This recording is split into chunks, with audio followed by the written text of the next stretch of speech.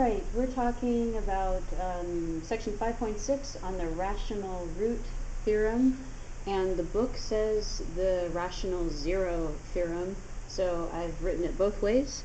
And what this helps you do is eliminate your list of possible rational zeros so you don't have to do synthetic division forever.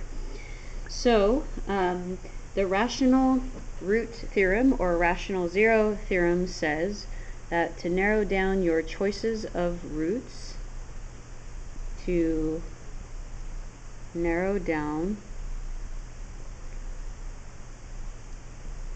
your choices of roots or zeros, which are basically the x-intercepts, to try use the factors of the constant term. Use the factors of the constant term, which if it's in standard form would be the one at the end. Use the factors of the constant term. The actual rational root theorem is a little more complex, but we're gonna just keep it simple. So let's do a couple of examples. List all possible. So example, list all possible rational zeros for, and on our first example we'll say that f of x equals x cubed plus 9x squared plus 23x plus 15.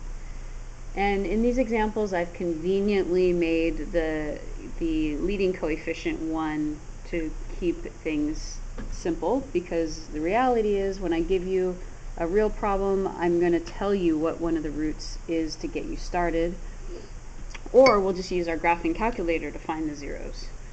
So we are keeping it simple. So when you make your list, previously we said, okay, just start by trying 1 and then -1 and then 2 and then -2 and do the synthetic division. But in this case 2 actually wouldn't work at all. So you basically, the possible rational zeros in this problem are going to be plus or minus, these are just the factors of 15. Don't worry about the sign. Factors of 15. Plus or minus 1, plus or minus 3, because that divides in evenly, plus or minus 5, and plus or minus 15. So the only new thing we're adding is that this is your list of things to try when you do your synthetic division. That's it. That's the only new thing we're learning. Other than that, you do everything as before from the previous lesson. So let's do another example. Let's say we have g of x equals x cubed plus 3x squared minus 11x minus 6. All we care about is the constant term right here. We don't even care about the sign because everything in our answer is going to be plus or minus. So what are the factors of 6? Or what number is divided evenly to 6? Well, plus or minus 1, plus or minus 2, plus or minus 3, and plus or minus 6. So we only need to try those. If none of those work, there are no rational zeros, and that makes the problem a little more difficult to solve. But you're not going to have that situation. So that's it.